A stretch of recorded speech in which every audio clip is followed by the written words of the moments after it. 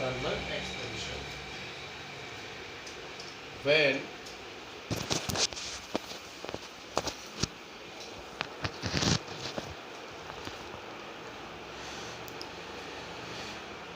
heat is supplied, when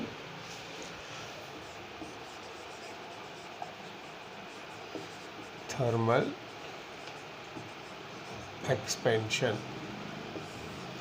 when heat is supplied to an object, then the amplitude of vibrations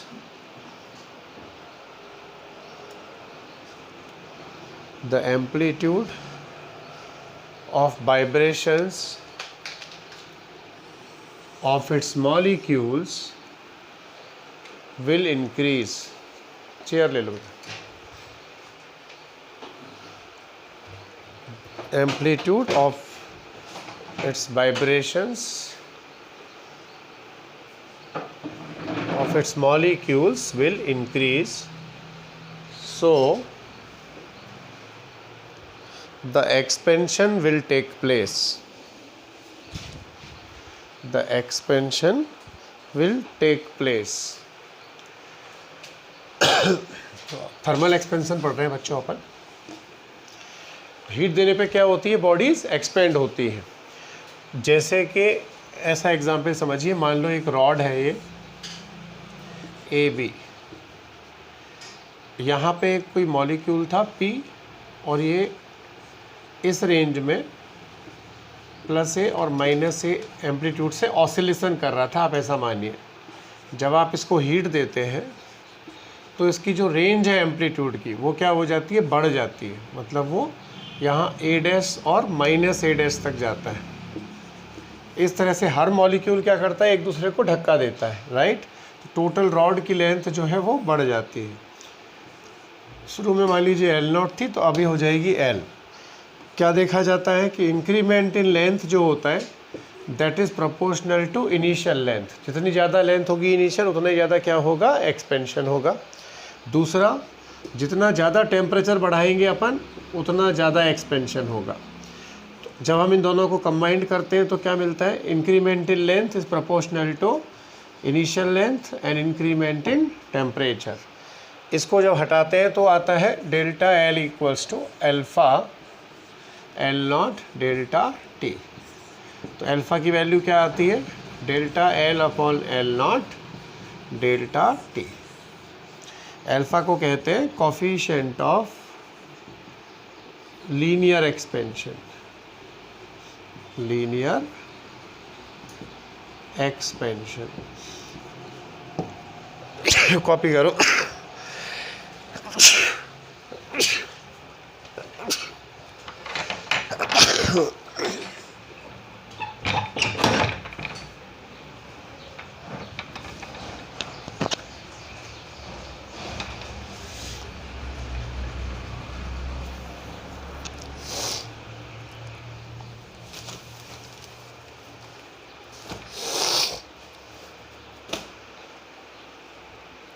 temperature देने पर amplitude जो है वो बढ़ जाता है मॉलिक्यूल्स का,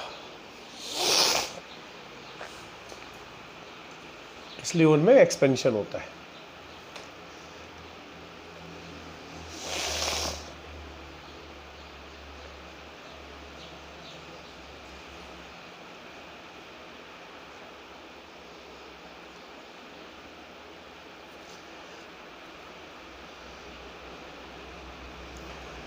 जितनी ज़्यादा लेंथ होगी शुरू में, उतना ही ज़्यादा एक्सपेंशन होगा, और जितना टेम्परेचर बढ़ाओगे उतना ज़्यादा एक्सपेंशन होगा. शंकर, ये चेयर ले लो, आराम से बैठ जाओ. ठीक बेटा.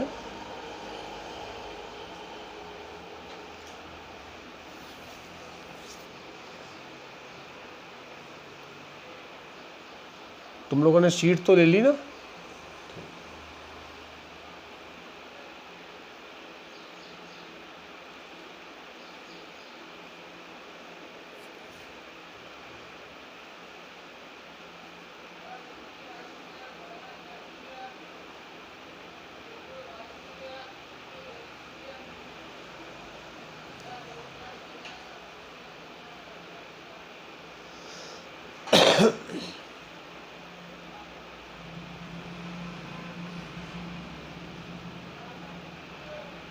अब सवाल उठता है कि भाई अल्फ़ा की यूनिट और इसका मतलब क्या होगा, तो हम इसको डिफ़ाइन करेंगे। देखिए, if delta T is suppose 1 degree centigrade, तो अल्फ़ा किसके बराबर होगा, delta L upon L nought, यानी linear coefficient of thermal expansion is equal to the change in relative length. Relative length का मतलब है change in length upon initial length when temperature is increased by 1 degree centigrade. 1 degree centigrade बढ़ाने पर जो relative change आता है length में, उसी को क्या कहते हैं, coefficient of linear thermal expansion. तो इसकी यूनिट क्या होती है, ये तो यूनिट लेस हो गया, मीटर अपॉन मीटर इनटू, तो इसकी यूनिट हो गई पर डिग्री सेंटीग्रेड, या ऐसा कर दीजिए पर डिग्री सेंटीग्रेड, ये इसकी यूनिट है। कॉपी करिए।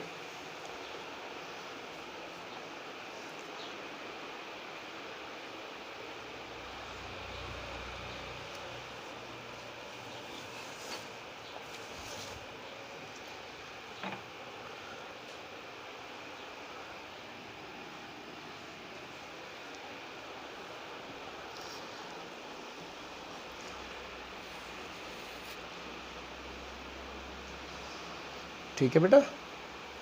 अब थर्मल एक्सपेंशन के कॉमन एग्जाम्पल क्या हैं आपको पता है, ट्रेन की जो पटरियाँ होती हैं उनके बीच में थोड़ा सा हम गैप रखते हैं, कभी भी पटरियों को एक के साथ एक चिपका के नहीं जोड़ते, उनके बीच में थोड़ा गैप रखा जाता है। क्यों रखा जाता है, जिससे गर्मियों में अगर उनका एक्सपेंशन हो तो वो आपस में टकराए नहीं। जैसे ये एक रेल की पटरी है, यहाँ दूसरी पटरी है, आपने देखा होगा अक्सर इनको एक प्लेट से कनेक्ट करते हैं, यहाँ पे गैप रखते हैं एक। ऐसा क्यों रखते हैं, चाहे तो हम इन्हें चिपका के रख सकते हैं एक दूसरे के साथ, पर ऐसा नहीं रखते। क्यों, क्योंकि गर्मियों में क्या होगा, जब ये एक्सपेंड करेंगी तो यहाँ पे कॉन्ट्रैक्शन आने का चांस रहेगा, आप समझ रहे हैं, यानी वो टेढ़ी मेढ़ी हो जाती हैं, इसलिए थोड़ा गैप रखा जाता है, जिससे अगर गर्मी बढ़े भी तो कम से कम थोड़ा बहुत एक दूसरे के पास आए, पर आपस में टकराए नहीं। दूसरा, जो वायर्स होते हैं अपने इलेक्ट्रिसिटी सप्लाई के, आपने देखा होगा जो खेतों में बड़े बड़े वायर्स होते हैं उनको हैंग करके टांगते हैं ऐसे।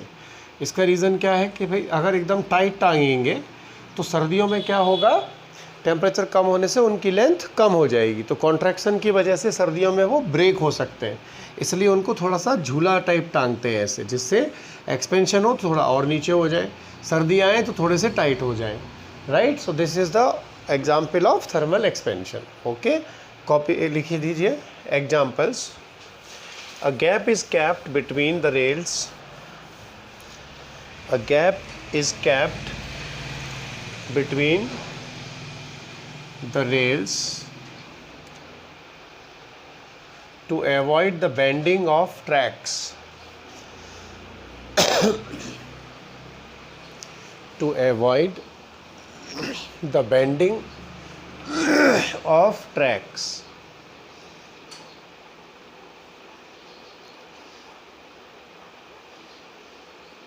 And the power supply wires, the power supply wires are kept loose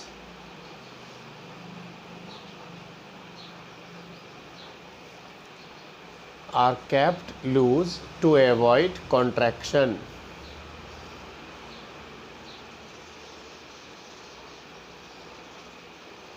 in winters.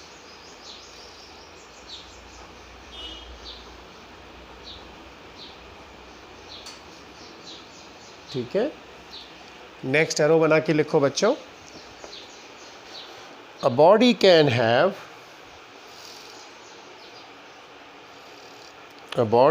Have three type of orientations.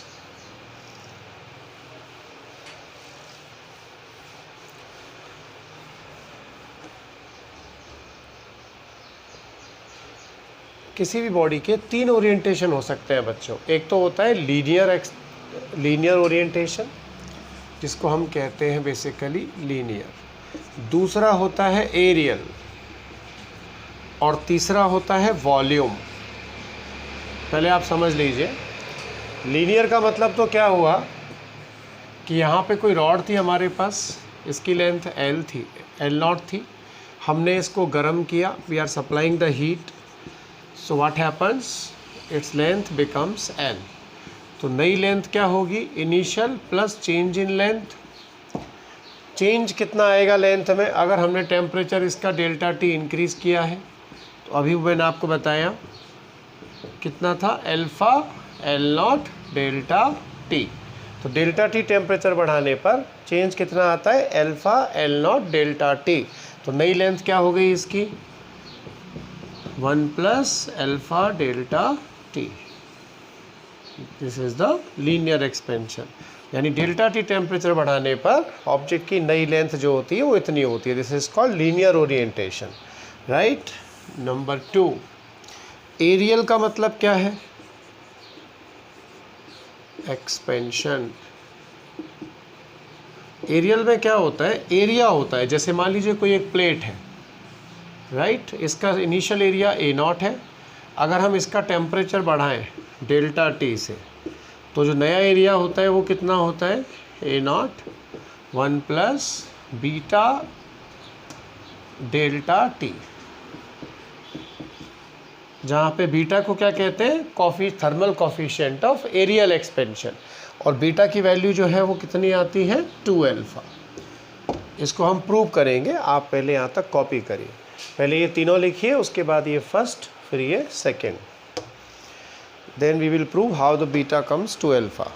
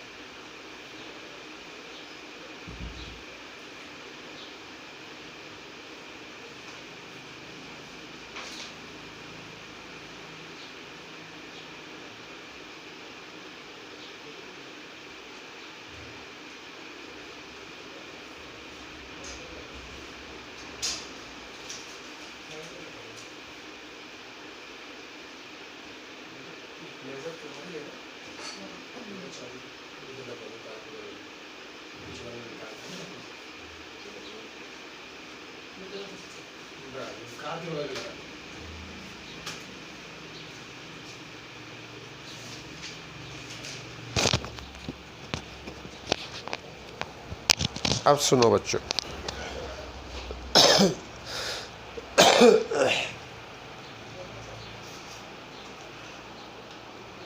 ठीक है, ओके।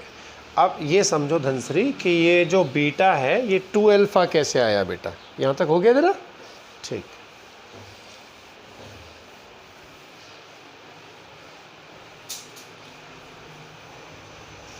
देखो ये हम प्रूव करेंगे अब कि भाई बीटा जो है वो 2 अल्फ़ा कैसे आता है। मान लीजिए ये जो हमने प्लेट ली, इसकी लेंथ शुरू में थी L0 और विड्थ क्या थी, B0। जब हमने इसका टेम्परेचर बढ़ाया डेल्टा टी, तो नई लेंथ हो गई L और विड्थ हो गई मान लीजिए इसकी B, टेम्परेचर इंक्रीमेंट के बाद। तो जो नया एरिया होगा वो क्या होगा, L इंटू B। अब जो L है वो क्या है, एक लीनियर डायमेंशन है जो टेम्परेचर के साथ कैसे बढ़ी होगी, अल्फ़ा डेल्टा टी के हिसाब से।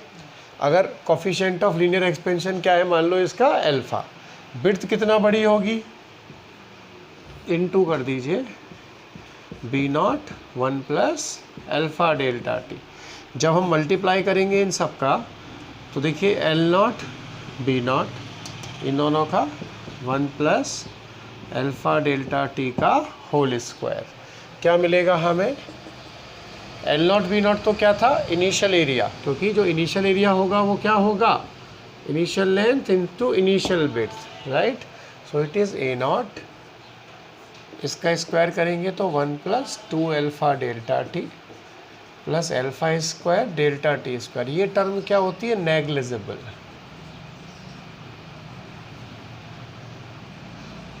इसको हम इग्नोर कर देते हैं क्योंकि alpha is already very small, delta T भी क्या छोटा होता है, तो इसको हम इग्नोर कर देते हैं। क्या मिलता है इससे हमें?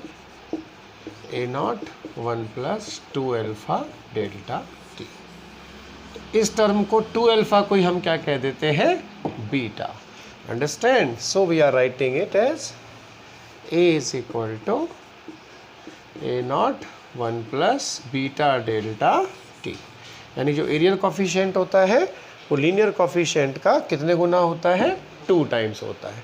ठीक है, कॉपी करिए एक्सप्लेनेशन।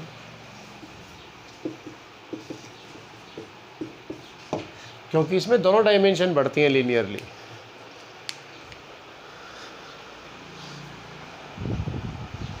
पंखा चला दूं तुम्हारे लिए। थोड़ा लेट हो गया बेटा आ जाने में शुभम। हाँ तेजस, शुभम गांव गया हुआ है क्या? उसको ले आना, कल से बोल देना, चुपचाप आ जाना बस। 4-5 दिन की बात है। 4 तारीख को तो क्या लग रहा है बेटा चांस तुम लोगों को? बढ़ेगा? पक्की बात है?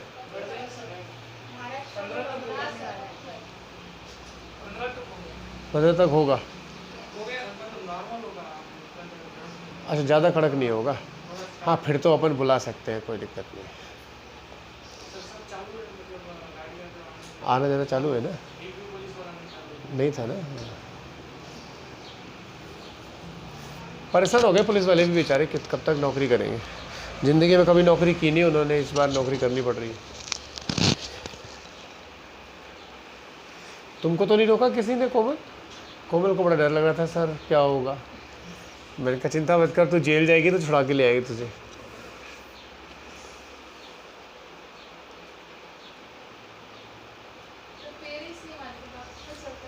हाँ पर बेटा ये भी तो है ना, कैरियर भी तो है पैरेलल में। सही बात है कि नहीं है? अब तुमको बिना पढ़े कैसा लगता है, पर पता है मुझे बिना पढ़ाई अच्छा नहीं लगता। घर में पढ़े पढ़े रहना, क्या करना।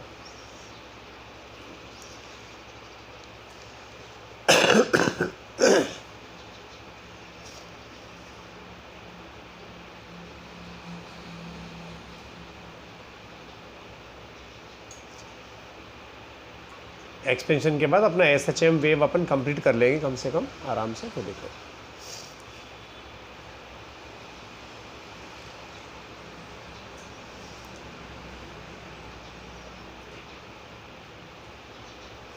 सवाल करके आओ, डाउट्स पूछो। शीट तो तुम लोगों ने ले ली है ना अपनी? हाँ उसे प्रैक्टिस करते रहना, क्वेश्चन दे देंगे उसमें डिस्कस कर देंगे।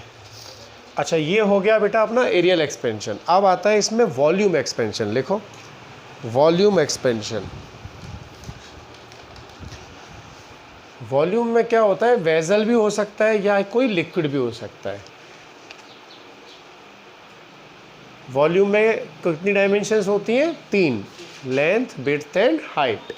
तो हम इसको ऐसा समझेंगे कि जैसे हमारे पास मान लीजिए कोई क्यूबिकल वेसल था, this is called volume expansion. देखो बेटा यहाँ कोई क्यूब लिया हमने, इसकी साइड जो है वो है ABC।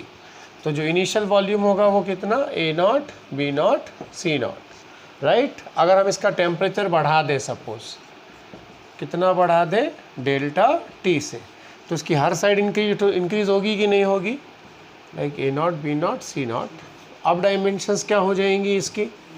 ABC, ABC। तो जो नया वॉल्यूम आएगा उसमें तीनों साइड का मल्टीप्लाई होगा। देखिए so new volume will be something like A.B.C।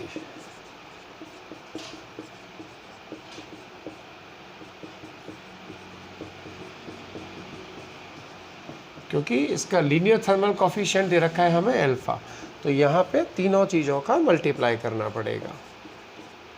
भाई एक के साथ ए नॉट, दूसरे के साथ बी नॉट और तीसरे के साथ सी नॉट। तो ये कितना बेटा, V naught initial volume 1 plus alpha delta T की पावर 3। आपको पता है जब x बहुत छोटा होता है तो 1 प्लस एक्स की पावर n क्या होता है, 1 प्लस एन एक्स। पावर को अंदर ले सकते हैं, ये छोटा होगा ऑब्वियस सी बात है क्योंकि अल्फ़ा बहुत छोटा होता है सॉलिड्स के लिए और या किसी भी स्टेट के लिए। तो ये बन गया हमारा फॉर्मूला, इसको हम कहते हैं गामा।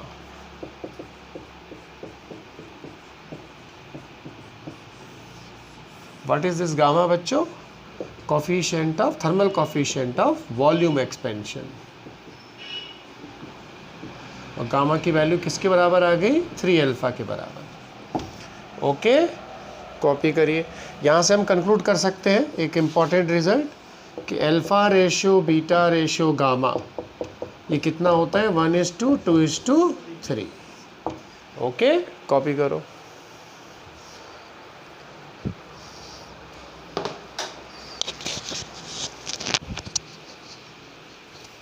आराम से लिखो, फिर इनके एप्लीकेशन लेंगे अपन।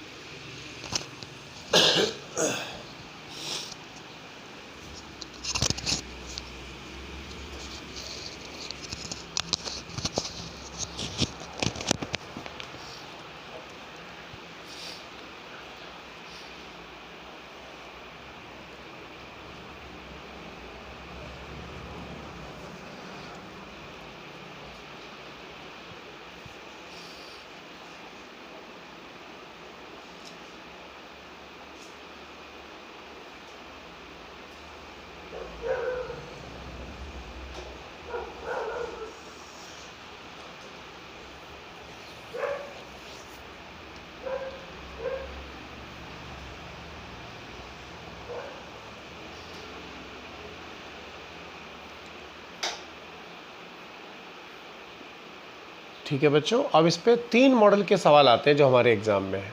सबसे पहले लिखिए पेंडुलम क्लॉक, एप्लीकेशंस डाल के लिखना, एप्लीकेशंस।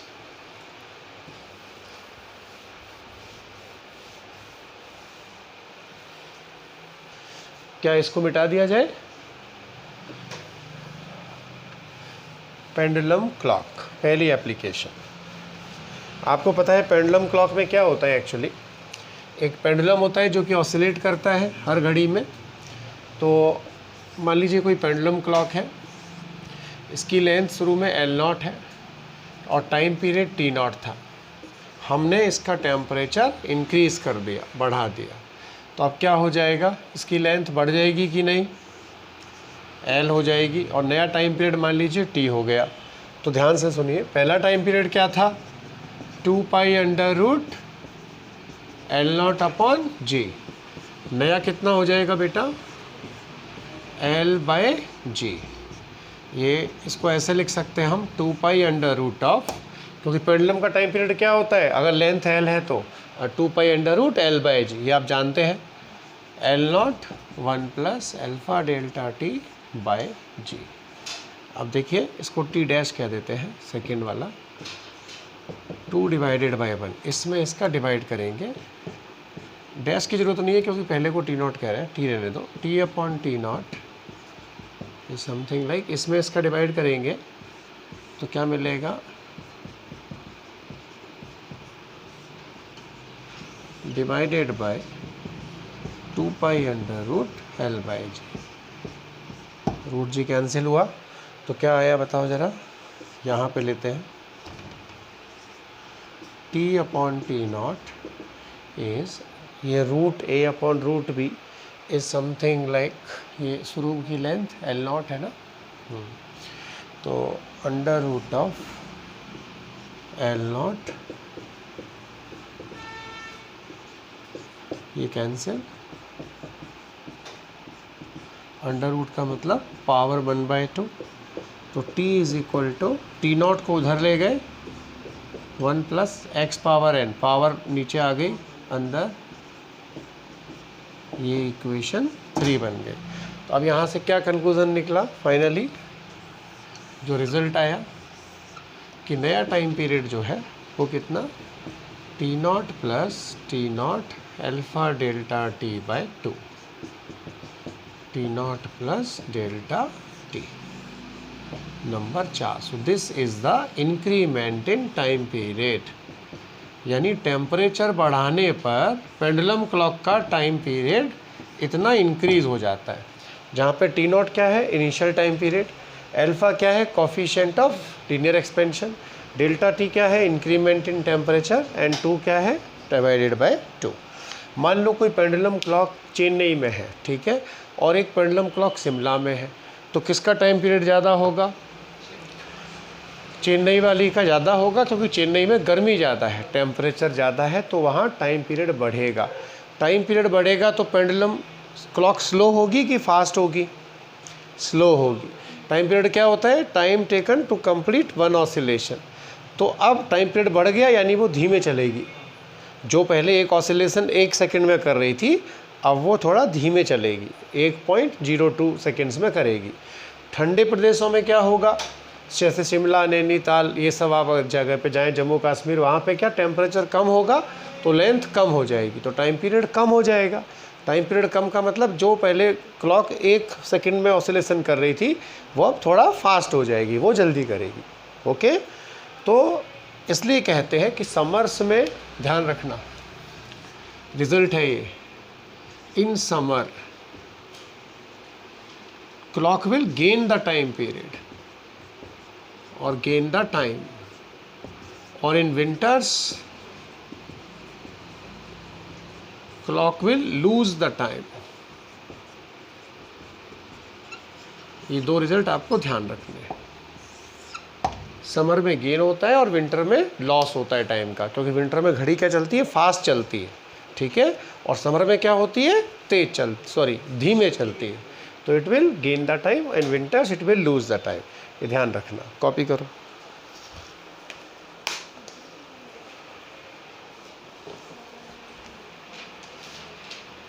ये दोनों फोटो बनाओ, फिर वहाँ टी नॉट और टी को कंपेयर करो और यहाँ टाइम पीरियड निकालो इसका।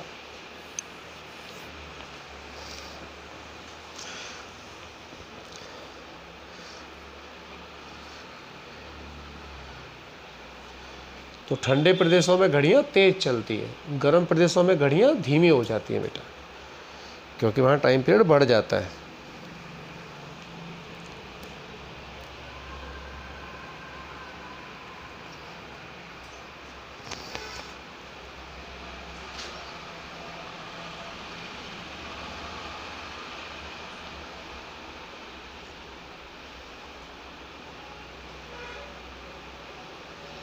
तुम्हारा केमिस्ट्री का क्या शेड्यूल है बेटिया? 4 से है ना? टाइमिंग क्या है? मॉर्निंग। हाँ, अच्छा ठीक है। अभी 4 तक तो नहीं है ना? तो क्या कर रहे हैं गुरुजी, रिकॉर्डिंग डाल रहे हैं अभी?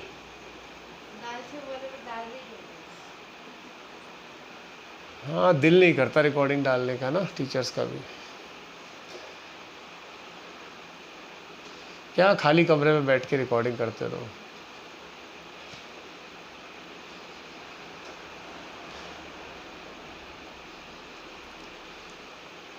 टीचर्स खाने वाने का कैसे चल रहा है बेटा तुम्हारा? अच्छा अच्छा, फिर तो ठीक। हॉस्टल के बच्चे तो चले गए सारे लगभग, है ना? शंकर मैच चालू है क्या? चालू है ना? तो कई बच्चे तो बहाना बता रहे थे कि सर खाने को नहीं मिल रहा हमें। अच्छा अच्छा अच्छा, बाकी चालू है सब गली मोहल्ले में।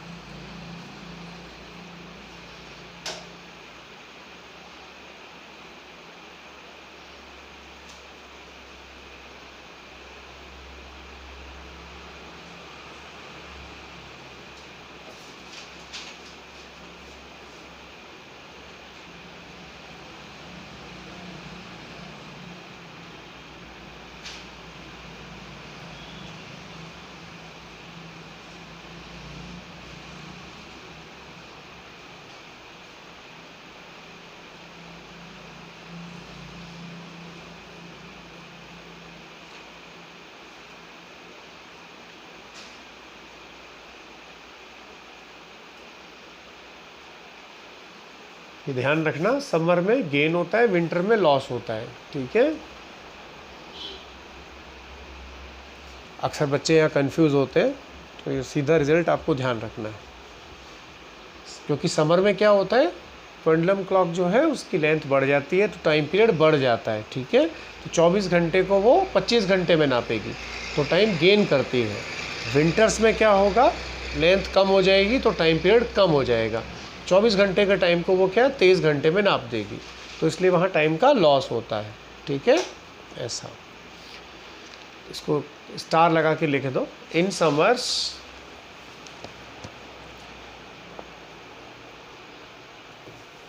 clock will move fast.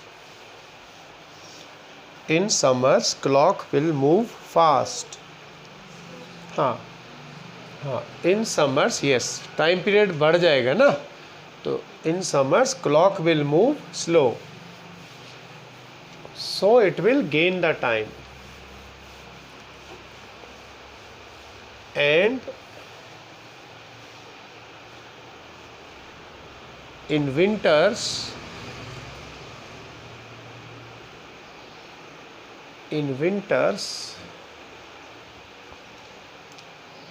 it will move fast,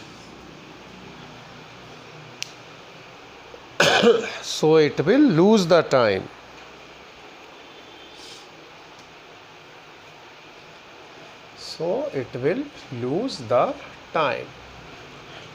ठीक है? ये पहली चीज़ हो गई। अब दूसरी चीज़ ध्यान से सुनिए, क्वेश्चन कैसे आते हैं इस पे। मान लीजिए सबसे पहले आप जूम फोटोग्राफी समझिए। कई बार वो कहता है कि हमारे पास एक प्लेट है, हमने यहाँ पे एक होल कर दिया, राइट? इस प्लेट के अंदर यहाँ पे 2 पॉइंट्स लिए हमने, ए और बी। अगर if we provide the heat to the plate, then the separation between them is D. Then what happened to the D? It will increase, it will decrease or remains constant. तो बेटा जो भी expansion का सवाल आए ना, ये एक तरह से फोटोग्राफी की तरह होता है, इसको कहते हैं जूम फोटोग्राफी। तो आपको सॉल्व कैसे करना है इसको, जूम के हिसाब से। जब आप जूम करते हो कैमरे में तो क्या होता है, पॉइंट्स जो है वो बढ़ते जाते हैं, उनका गैप बढ़ता है, पिक्सेल्स बढ़ते हैं। तो हमेशा टेम्परेचर बढ़ाने पर नेक्स्ट लोकेशंस जो होंगी इनकी वो बढ़ेंगी, यानी डी विल इंक्रीज। ठीक है, दूसरा एग्जाम्पल समझिए। मान लीजिए हमसे कहा गया कि भाई ये हमारे पास कोई एक बैंगल थी इस तरह से, ये जो गैप था ये x था और रेडियस जो है इसकी r है। तो ऑन इंक्रीजिंग द टेम्परेचर अब क्या होगा, r पे क्या इफ़ेक्ट होगा और x पे क्या इफ़ेक्ट होगा। तो भी क्या है ये, it's like a Zoom photography. तो ये x कई बच्चे सोचते हैं कि यार कम होगा, नहीं होगा, r भी बढ़ेगा और x भी बढ़ेगा। 2 पॉइंट्स का डिस्टेंस हमेशा इंक्रीज होता है। कब? जब आप टेम्परेचर को इंक्रीज करते हैं। कॉपी करिए इसको एग्जाम्पल।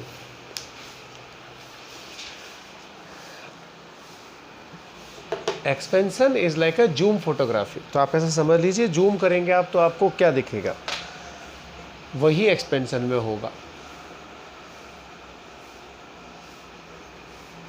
सीमा आने वाली थी, शंकर आज नहीं आई बेटा।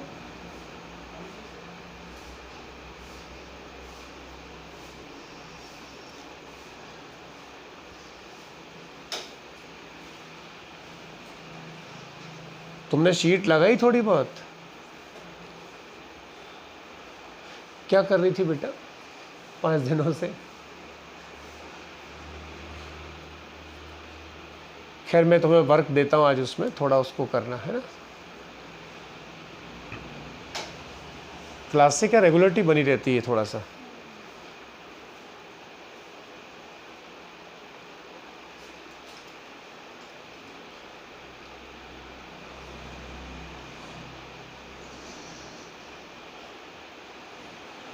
तो जब भी ऐसा सवाल आए बेटा, उसको आपको जूम मान के करना है।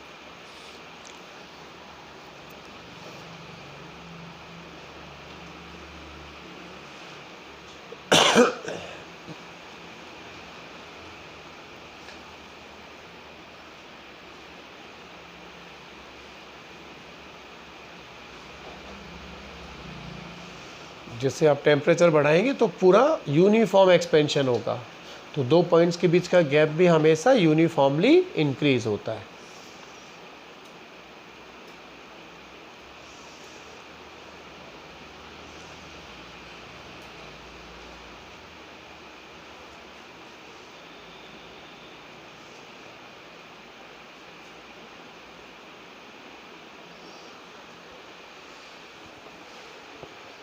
आराम से लिखिए।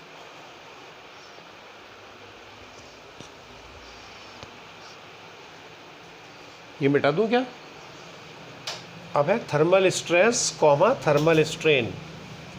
लिखिए छोटा सा topic, thermal stress comma thermal strain.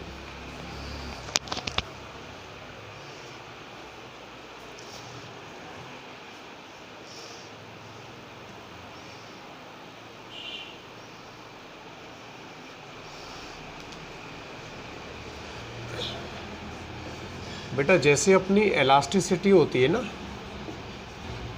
Stress and strain, इसी तरह से क्या होता है, टेम्परेचर बढ़ाने पर एक्सपेंशन हो जाता है। जैसे ही टेम्परेचर कम करते हैं तो वापस रॉड अपनी स्टेट में आ जाती है। तो एक इलास्टिसिटी प्रॉपर्टी पाई जाती है ऑब्जेक्ट के अंदर। वहाँ हम फोर्स लगा के खींचते हैं रबर को, यहाँ हम टेम्परेचर देख के उसकी लेंथ बढ़ाते हैं। तो ऐसा मान लो एक रॉड थी यहाँ पर, इसकी इनिशियल लेंथ क्या थी L0, हमने इसका टेम्परेचर जो था वो बढ़ा दिया। तो नई लेंथ क्या हो गई बच्चों, L0 अल्फ़ा डेल्टा टी। आपको पता है डेल्टा L कितना होता है, सेकंड टर्म जो है L0 अल्फ़ा डेल्टा टी। तो पहली टर्म डिफाइन करेंगे थर्मल स्ट्रेन। स्ट्रेन आप जानते हो, change in length upon initial length. तो कितनी हो गई, alpha delta T. This is called thermal strain. अगर मान लो इस रॉड का यंग मॉडुलस y हो तो स्ट्रेस क्या होता है बच्चों, thermal stress is y into strain. तो थर्मल स्ट्रेस को हम कैसे लिखेंगे, y इंटू थर्मल स्ट्रेन।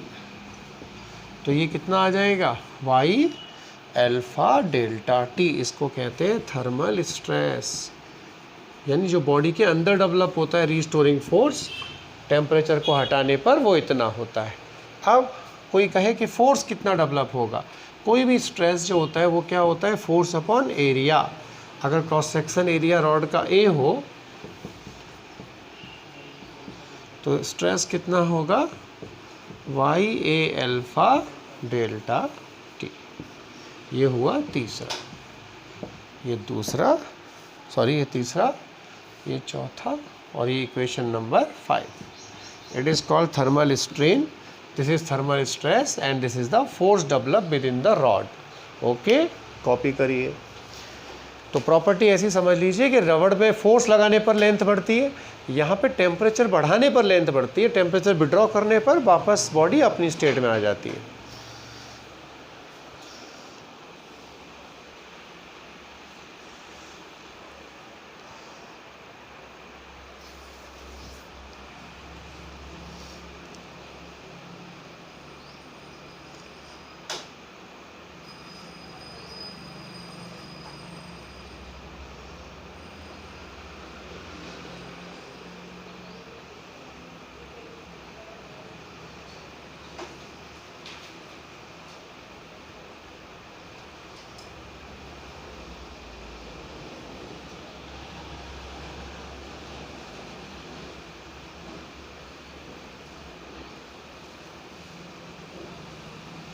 जहाँ पे वाई क्या है, यंग मॉडुलस, जिस मटेरियल से रॉड बनी है ना उसका यंग मॉडुलस है वाई।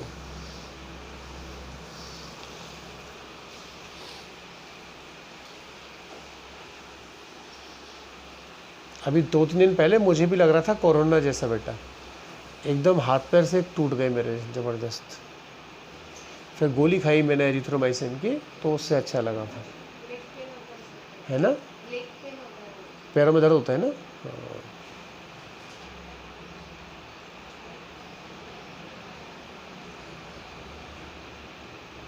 और ये बुड्ढों को लस लगा रहे हैं आजकल, है ना, 45 साल से ऊपर वालों को। आप लोगों ने ली क्या? कुछ प्राइवेट वाले तो लगा रहे हैं शायद बच्चों को भी। इसको लेने के बाद और 2 दिन पेन 2 दिन और परेशानी है।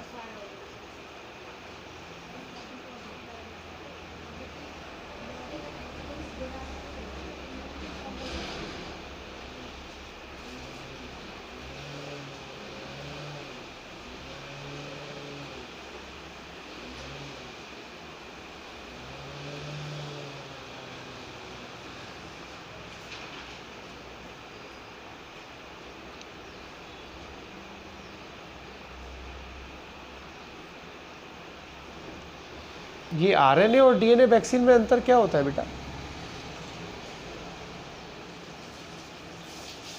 आरएनए और डीएनए अलग अलग होते हैं ना दोनों। आरएनए किस में मिलता है? ब्लड में। और डीएनए अच्छा सेल्स में होता है। और आरएनए ब्लड की प्रॉपर्टी है।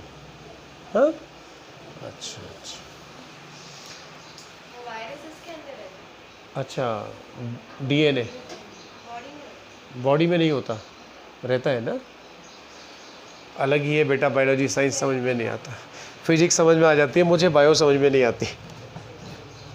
जाने क्या लफड़ा है, कोई आरएनए कहता है, कोई डीएनए कहता है, और वो थोड़ा स्पाइरल सा होता है, वो क्या होता है? वो डीएनए होता है। उस पर क्या जीन लगे होते हैं क्या? अच्छा ठीक है, अच्छा इसको मिटा दूँ भाई अब। राइट, तो ये थर्मल स्ट्रेस और स्ट्रेन हो गई बच्चों। अब इसमें जो अगला कॉन्सेप्ट आता है वो आता है ओवरफ्लो का कॉन्सेप्ट। लिखिए overflow, overflow and fitting of objects, fitting of objects.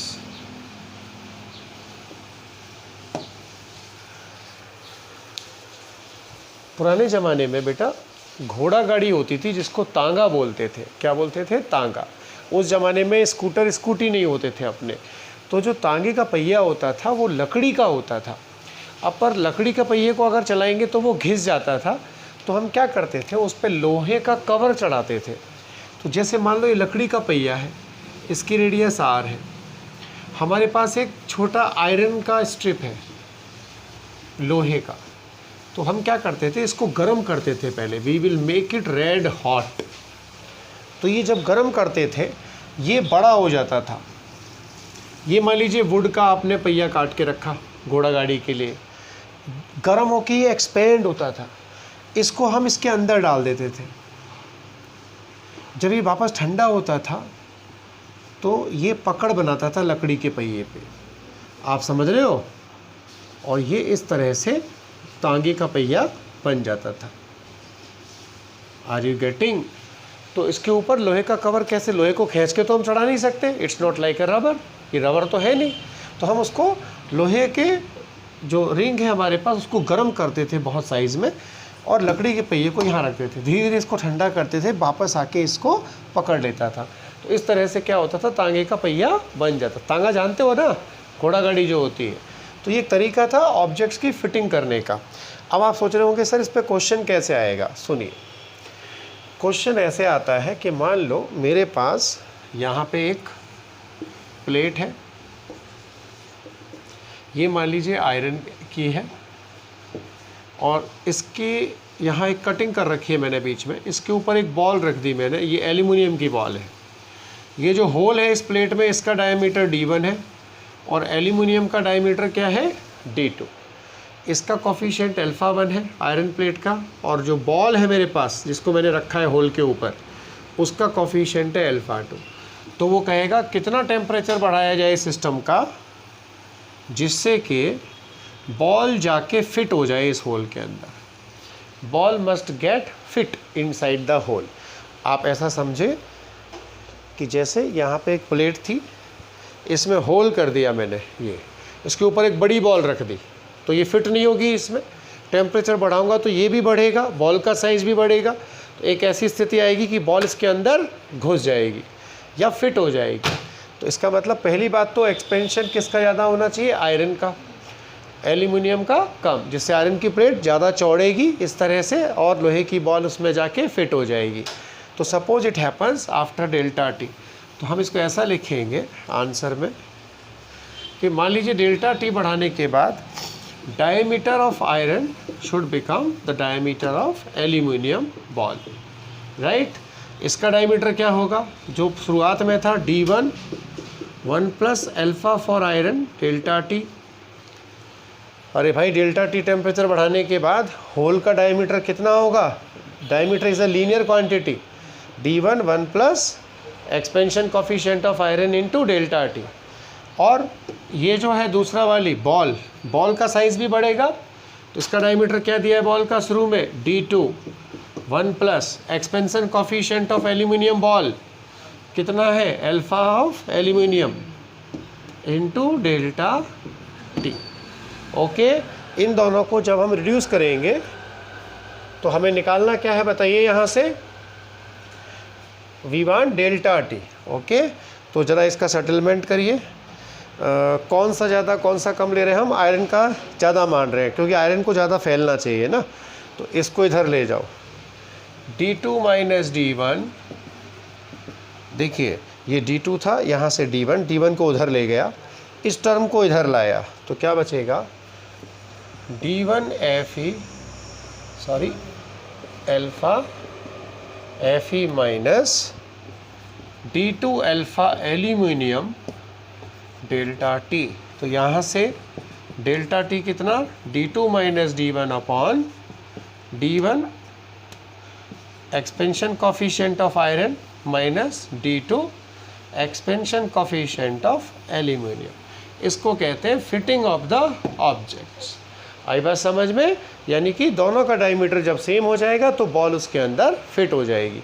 खिड़कियों पर भी जब हम एल्यूमिनियम फ्रेमिंग करते हैं ना बेटा, तो जैसे मान लो कांच है हमारे पास कोई, इस पर हमें एल्यूमिनियम का फ्रेम चढ़ाना है, ये छोटा वाला, तो हम क्या करते हैं, इसका टेम्परेचर बढ़ाते हैं, तो ये फैल जाता है। जब ये पूरा एक्सपेंड हो जाता है तो हम इसको इसके ऊपर रख देते हैं, ठंडा होके ये कांच को पकड़ लेता है। आई बात समझ में, और ये क्या बन जाता है आपका frame over the window. Okay, तो that is the advantage of expansion कि ऑब्जेक्ट्स को हम क्लोज करने के लिए एक्सपेंशन प्रॉपर्टी का इस्तेमाल करते हैं। कॉपी कर लो एग्जाम्पल को, ऐसे सवाल मिलेंगे आपको एक दो। फिर ओवरफ्लो की बात करेंगे।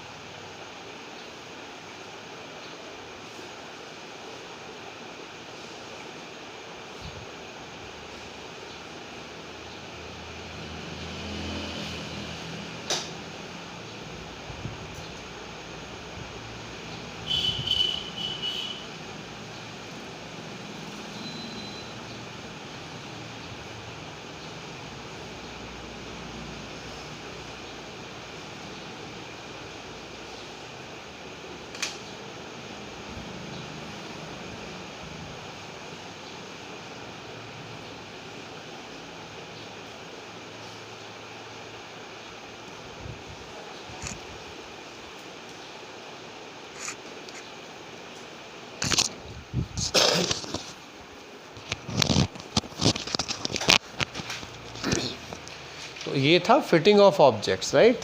तो ऑब्जेक्ट्स को फिट करने के लिए एक्सपेंशन प्रॉपर्टी का इस्तेमाल करते हैं, या इसको कोटिंग भी बोल सकते हैं बेटा। किसी भी चीज़ को कवर करने के लिए हम आयरन को या उस ऑब्जेक्ट को गर्म करके एक्सपेंड करते हैं और जिस पे कवर करना है उसके ऊपर रख देते हैं, तो वो पूरा फिट हो जाता है। ये मिटा दूँ क्या लेफ्ट साइड वाला? लिख लो आराम से, कोई दिक्कत नहीं।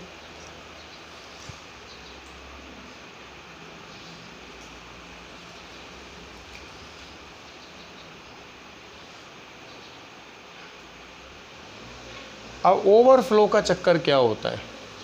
एक बात बता कोमल, कभी बेटा खाना बनाती है घर पे? रोटी बनानी आती है? अच्छा, गोल बन जाती है एकदम? उल्टी सीधी बनती है? भारत का नक्शा बनता होगा। चल ठीक है, मान ले किचन में हमने पानी गर्म करने रखा एक भगोने में, तो हम चाहे कितने भी गैस तेज कर दें, पानी उबलता है उसी जगह पर पानी कभी बर्तन से बाहर नहीं आता बेटा। अगर हम दूध गर्म करने रखें, मान लो हम थोड़ा सा भी दूध लें, 100 ग्राम 200 ग्राम, और उसे रख दें गर्म करने, तो वो भी क्या होता है, उफन कर बाहर आ जाता है। ऐसा क्यों होता है? पानी कभी उफनता नहीं है, समझ रही हो, पर दूध उफनता है। ऐसा क्यों? क्योंकि जो दूध का वॉल्यूम एक्सपेंशन कोफिशिएंट है वो पानी के मुकाबले बहुत ज़्यादा है, यानी उसका एक्सपेंशन बहुत ज़्यादा होता है। इसलिए चाहे आप 100 ग्राम दूध लेना, बड़े भगोनी में भी डाल दें उसको बर्तन में, तो वो भी उफन कर बाहर आ जाएगा। परंतु 1 किलो पानी को भी अगर आप डाल दें तो वो कभी उफनेगा नहीं, बर्तन से बाहर नहीं आएगा। So that is called like overflow. अब इसका अर्थ समझिए, जैसे मान लीजिए कोई भी लिक्विड ओवरफ्लो कब करेगा? So the concept known as overflow. जैसे मान लीजिए मेरे पास एक बर्तन था, ये एल्यूमिनियम का बना हुआ था बेटा, इसका एक्सपेंशन कोफिशिएंट है अल्फा एल्यूमिनियम, वॉल्यूम इसका V0 था, मैंने इसमें लबालब मिल्क भर दिया या कोई भी लिक्विड भर दिया, पानी, मिल्क जो भरा उसका वॉल्यूम भी क्या होगा, V0, उसका एक्सपेंशन कोफिशिएंट मान लीजिए अल्फा लिक्विड कह दिया मैंने, राइट, या कहिए गामा, क्योंकि हम वॉल्यूम की बात कर रहे हैं तो गामा लेके चलिए, no problem. Gamma of aluminium, this is gamma of liquid. Gamma means what? Volume expansion coefficient. जब हम इसका टेम्परेचर बढ़ाएंगे, जिस बेजल में हमने लिक्विड भरा है, अगर इसका टेम्परेचर बढ़ाएं तो दोनों चीज़ें एक्सपेंड करेंगी। कौन कौन? एक तो बेजल भी बढ़ेगा और एक लिक्विड भी बढ़ेगा। तो पहले हम लिखेंगे increment in volume of vessel, V naught gamma aluminium delta T. भाई बता रखा है ना आपको वॉल्यूम एक्सपेंशन का फॉर्मूला, बताया है कि नहीं? चाहे तो 3 अल्फा कह दो, चाहे उसी को क्या कहते हैं, गामा। और लिक्विड का जो एक्सपेंशन होगा वॉल्यूम का, वो क्या होगा? V naught gamma of liquid delta T. अब कोई चीज़ ओवरफ्लो करेगी या नहीं करेगी, किस पे डिपेंड करता है? अगर लिक्विड का एक्सपेंशन वेसल के एक्सपेंशन से ज़्यादा हो गया तो लिक्विड ओवरफ्लो करेगा। अगर वेसल का एक्सपेंशन ज़्यादा है लिक्विड के मुकाबले तो ओवरफ्लो नहीं करेगा। तो यहाँ हम लिखेंगे result 1, if expansion of liquid is more than volume expansion of vessel then it will overflow. जैसे मिल्क, टेम्परेचर आप जब बढ़ाते हैं तो मिल्क का एक्सपेंशन ज़्यादा होता है, वेसल का एक्सपेंशन नहीं हो पाता ज़्यादा, तो वो लिक्विड ओवरफ्लो कर जाता है। If change in volume of the liquid is less than change in volume of the vessel then it will not overflow. अगर वेसल का एक्सपेंशन ज़्यादा है, लिक्विड का एक्सपेंशन कम है, तो वो ओवरफ्लो नहीं करेगा। आई बात समझ में? कॉपी करिए।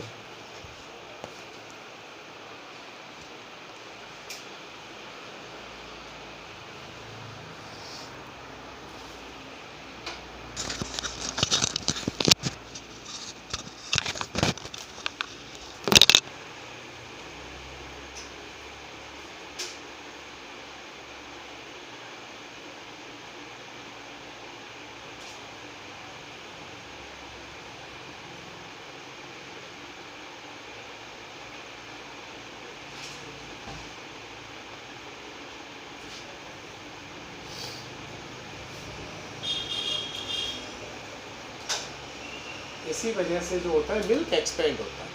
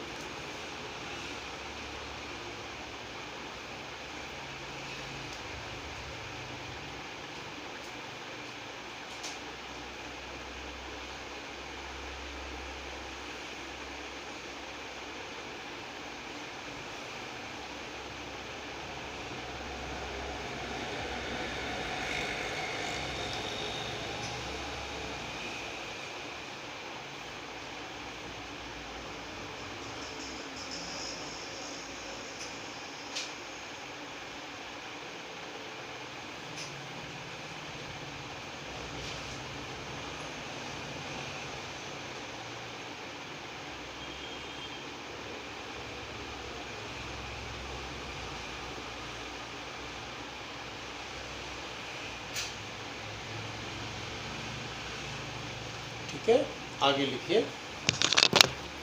कई क्वेश्चन ऐसे आते हैं जिसमें लेंथ में कोई चेंज नहीं होता। जैसे लिखे एग्जाम्पल लिखो, if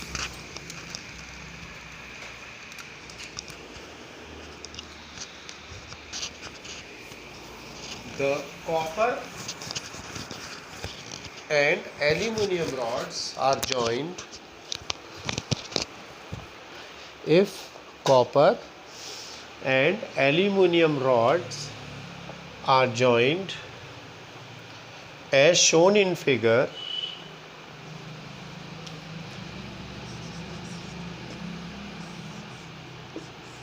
and it is observed that on increasing the temperature by delta T,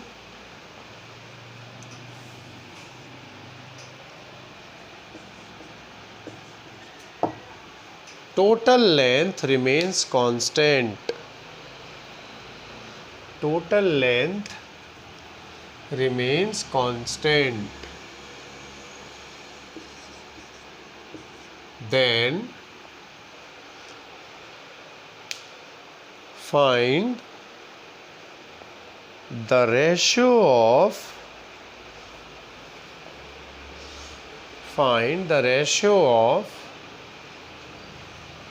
alpha 1 and alpha 2.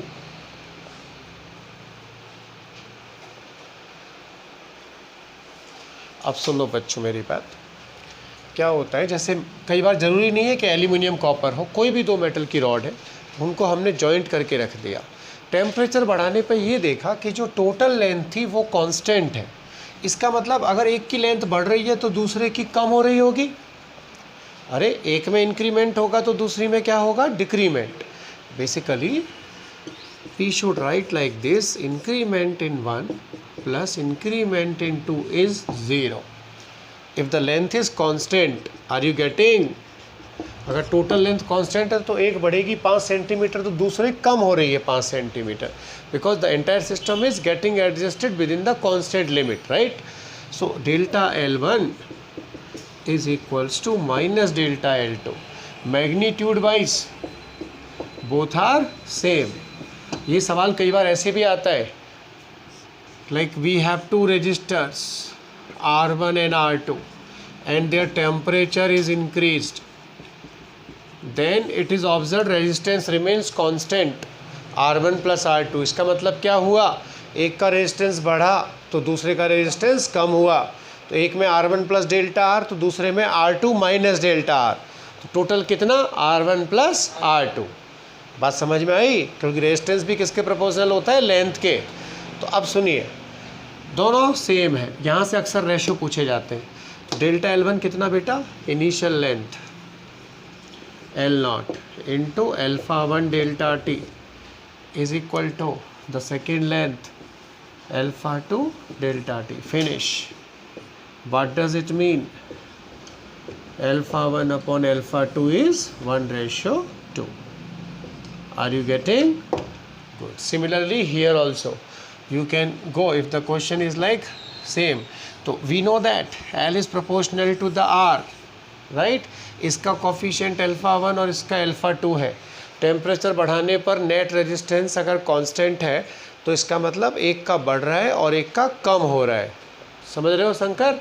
जैसे ये 3 से 4 हुआ बेटा तो ये 3 से 2 हो जाएगा। जैसे नेट पहले ऐसा मान लो कि ये 3 था, ये भी 3 था, टोटल कितना था, 3 और 3 सीरीज़ में 6, ये 4 हुआ तो ये 2 हो जाएगा, तो 4 और 2 क्या रहेगा, 6, तो वो कांस्टेंट रहता है। तो इसका मतलब delta R1 is equal to delta R2। It will be like R1 alpha 1 delta T, R2 alpha 2 delta T, finish. तो what is the alpha 1 upon alpha 2? It is R2 upon R1 if net remains constant. Wait a minute. So it is alpha 1 upon alpha 2. I hope it's clear to you. Any problem? Copy करो बच्चों।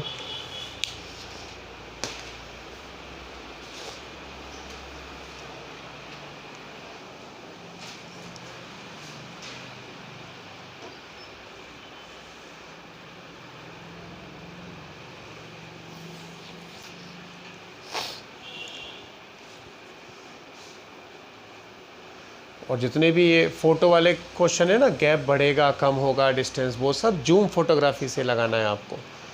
ज़्यादा नहीं हो तो अपने mobile से देख सकते हैं आप, जो भी क्वेश्चन हो मोबाइल में उसका एक्सपेंड करके देख लो, वो बढ़ेगा कि कम होगा अपने आप समझ में आएगा। अक्सर सारे गैप्स बढ़ते हैं जूम के अंदर, जूम आउट करते हैं आप तो गैप कम होते हैं। ठंडा करने पर दूरियां कम होती हैं, गर्म करने पर दूरियां बढ़ती हैं।